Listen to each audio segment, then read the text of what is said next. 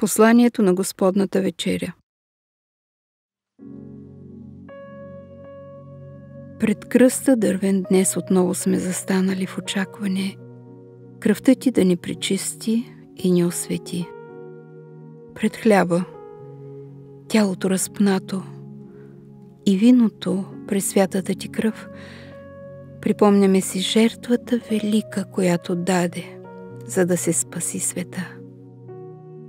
Припомняме, че слаби бяхме, че в тъмнина вървяхме и в греха. Припомняме, че от Голгота изпрати ни ти светлина, която да ни води и ни топли, която да ни води през нощта, която с радост да разпръскваме към търсещите Теб сърца.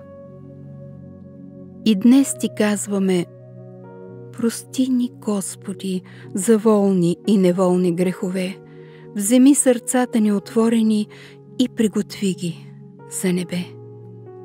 Защото Господ идва скоро. Към мъдрост всеки Той зове, светилниците да напълним с масло все достатъчно и ново, и будни винаги да сме.